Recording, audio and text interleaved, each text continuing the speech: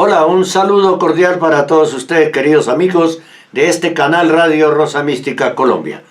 Bienvenidos al Cenáculo. Tenemos hoy una serie de herejías, las principales, porque son muchas, sobre nuestro Señor Jesucristo. Así que vamos a dar ese repaso de la siguiente manera. El autor es el padre Antonio Rivero, el legionario de Cristo. Y él cita como fuente de este trabajo a Jesucristo.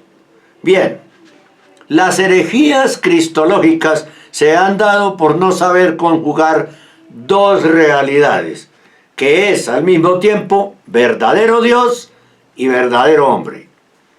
Las diversas herejías cristológicas a lo largo de los siglos, o sea, que tienen que ver con Cristo. Es curioso constatar que a lo largo de los siglos no se ha sabido entender a Jesús. Esto es lógico, porque es un misterio, un Dios con dos naturalezas, una divina y otra humana. Casi todas las herejías han mirado a Jesús desde un ángulo de vista y han despreciado o minusvalorado, consciente o inconscientemente, el otro lado, el otro punto de vista. Pero todas las herejías han aportado mayor luz a este misterio y la Iglesia ha podido profundizar en este único tesoro que da razón de nuestra fe, Jesucristo. Así pues, podemos decir con San Pablo, comillas, para los que aman a Dios, todo coopera al bien, también las herejías, porque gracias a ellas o a causa de ellas, ha salido resplandeciente, luminosa y espléndida la figura de Jesucristo nuestro Señor. Jesús ha sido, es y será un misterio, porque es al mismo tiempo Dios y hombre verdadero. En él conviven dos naturalezas distintas, ya lo dije, la humana y la divina, en una sola persona divina. Por eso las diversas herejías cristológicas se han dado por no saber conjugar estas dos realidades. Es al mismo tiempo verdadero Dios y verdadero hombre. Unos, por querer valorar la divinidad, menoscaban la humanidad. Menoscaban la divinidad o simplemente la niegan. El dogma católico en el Concilio de Calcedonia lo expresa de la siguiente manera, comillas, nuestro Señor Jesucristo es verdaderamente Dios y verdaderamente hombre, Hijo unigénito de Dios y verdaderamente hombre, nacido de María, dotado de alma racional y de cuerpo, consustancial al Padre, según la divinidad en el pecado. Ambas naturalezas perfectas y sin confusión conforman una única persona divina. Las siguientes son las principales herejías o errores doctrinales sobre la persona de Jesús, Hijo de Dios. Primera, el docetismo. Es una herejía difundida en el siglo I por Marción, Valentín y Basilides, estos últimos gnósticos. Valentín y Basilides, que reduce la carne de Cristo a una simple apariencia, comillas. Parece que come, parece que camina, parece que está cansado. Tanto San Juan en sus cartas, primera de Juan 4:2, como San Ignacio de Antioquía, luchan contra este error. Jesús es verdadero hombre, que come, bebe, se cansa, camina, llora, se admira. Jesús caminó por las calzadas polvorientas de Israel. Jesús miró con sus propios ojos a niños inocentes, a hombres enfermos, a fariseos complicados. Jesús amó con corazón también humano, pero es divino. 2. El ebionismo. Esta herejía, difundida en el siglo II en ambientes judeocristianos que niegan que Cristo haya sido engendrado por el Padre Celestial y reconoce en Cristo al hombre investido por el Espíritu Santo en el bautismo. Esta herejía fue condenada por San Ireneo de León, diciendo que Cristo es verdadero hombre y verdadero Dios. Verdadero Dios porque solo Dios puede dar eficazmente la salvación y restablecer la unión con los hombres. Verdadero hombre porque corresponde al hombre reparar su falta. Por ser Dios, reparó la ofensa infinita que el hombre perpetró contra Dios. ¿Cómo? En la muerte de cruz.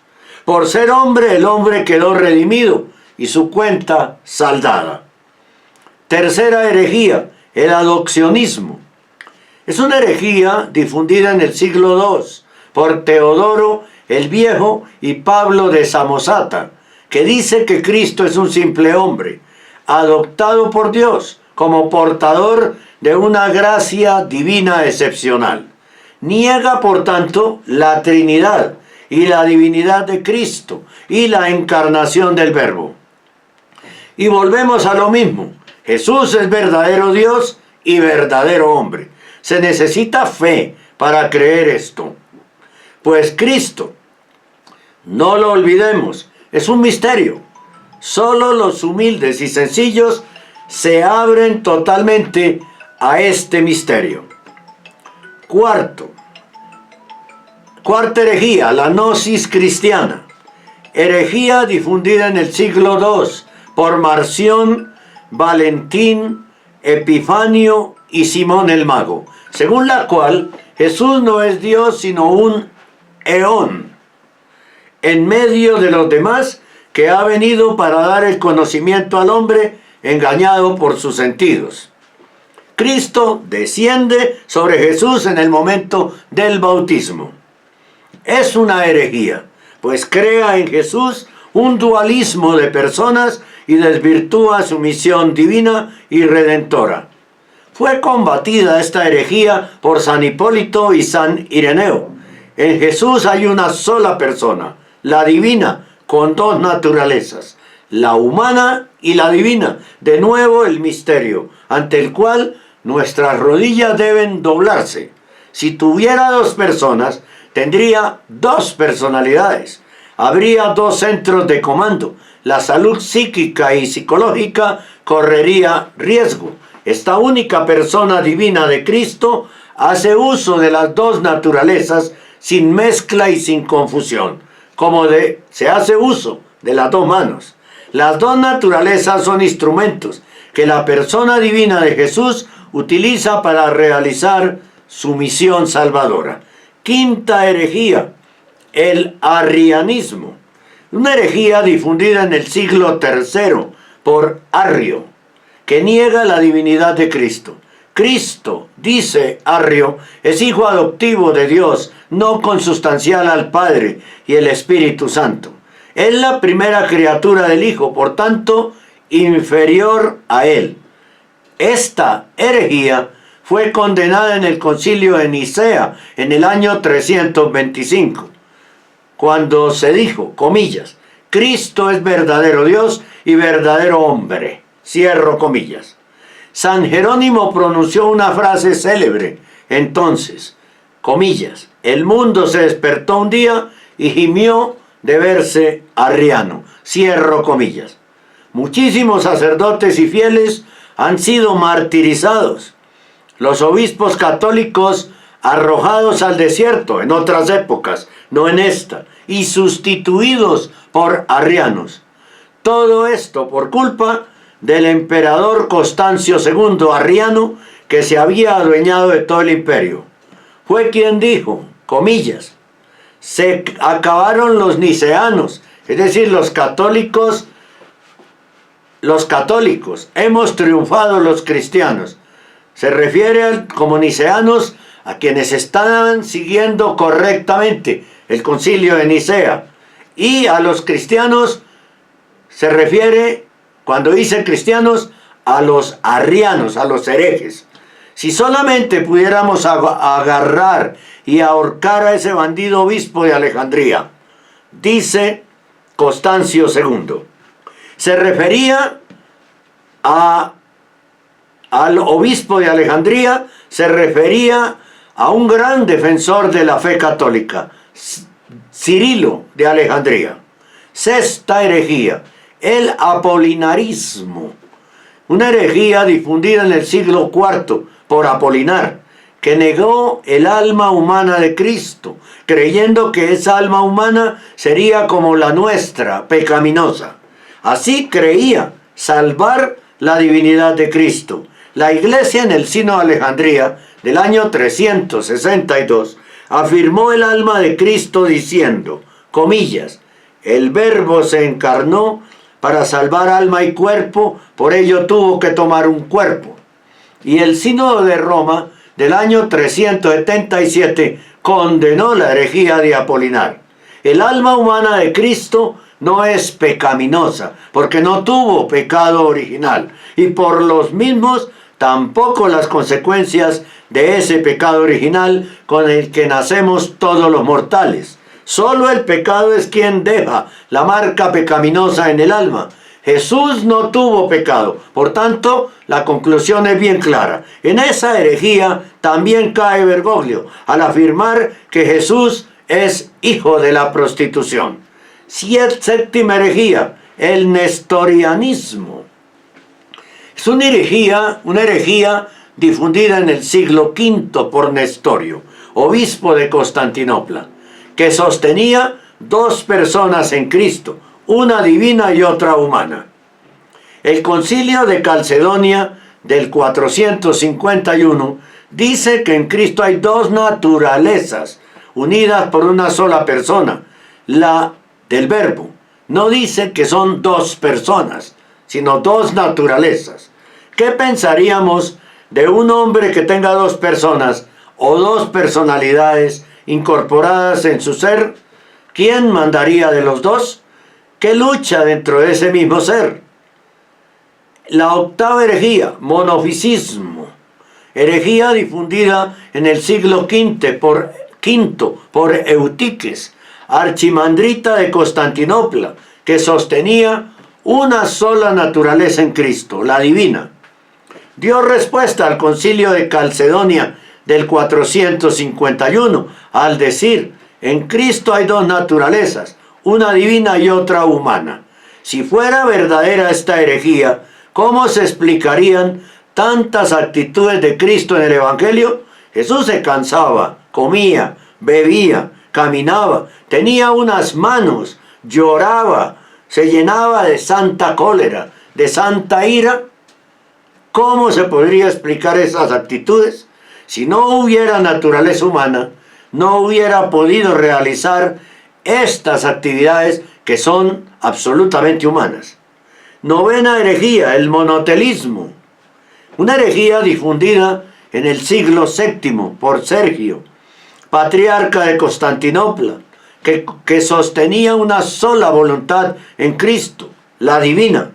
La Iglesia dio respuesta en el tercer concilio de Constantinopla, años 680-681, cuando dijo, comillas, en Cristo hay dos voluntades sin división, sin cambio, sin separación ni confusión. Las dos voluntades no se oponen en Cristo, porque la voluntad humana sigue sin resistir ni oponerse, sometiéndose libre y amorosamente a la voluntad divina omnipotente. Décima herejía, la herejía del siglo XX-XXI. Hoy día pulula por ahí una herejía muy grave, por querer acercar tanto a Cristo a los hombres y por pedir que solucione nuestros problemas económicos y materiales, se ha despojado a Cristo de toda su dimensión divina y espiritual.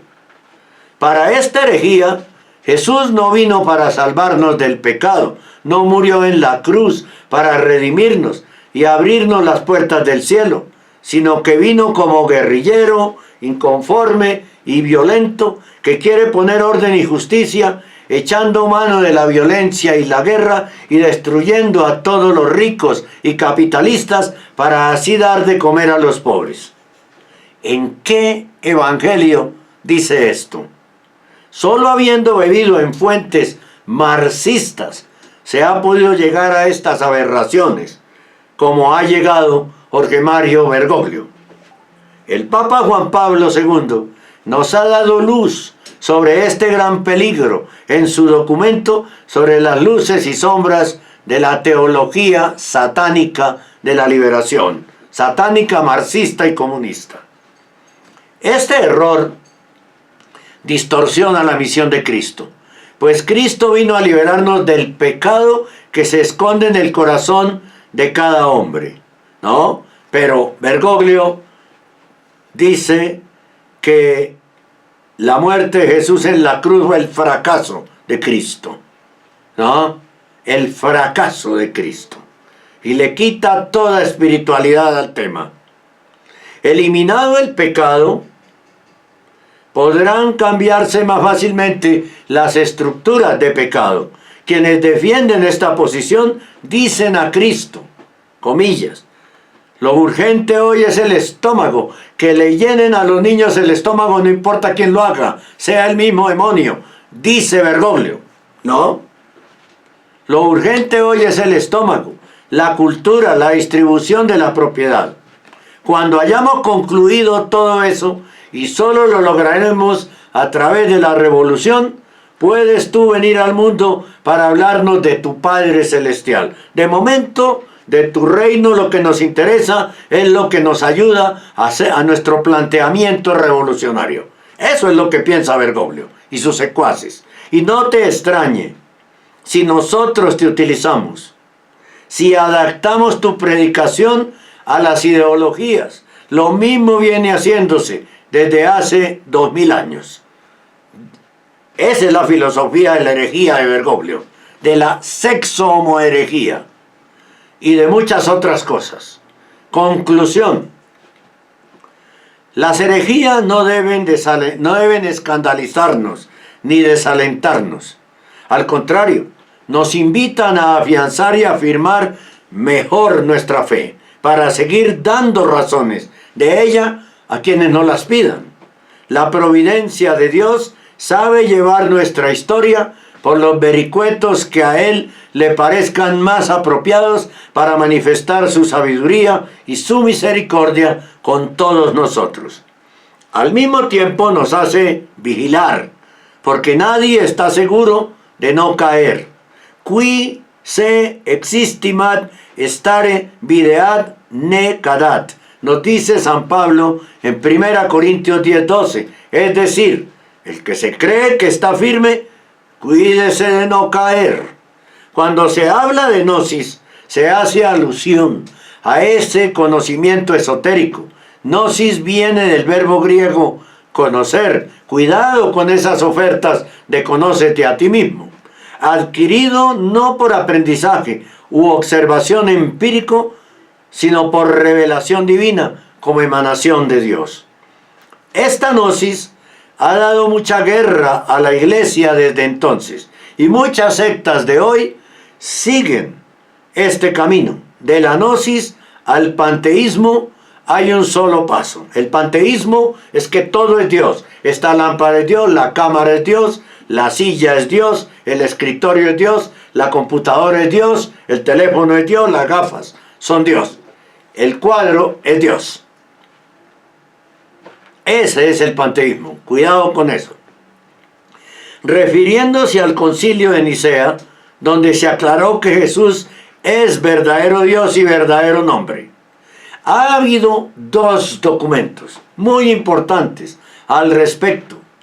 El primero, llamado Algunos aspectos de la teología de la liberación, del 6 de agosto de 1984, y el otro, Libertatis Conscientia, del 22 de marzo de 1986, sobre la libertad cristiana y liberación.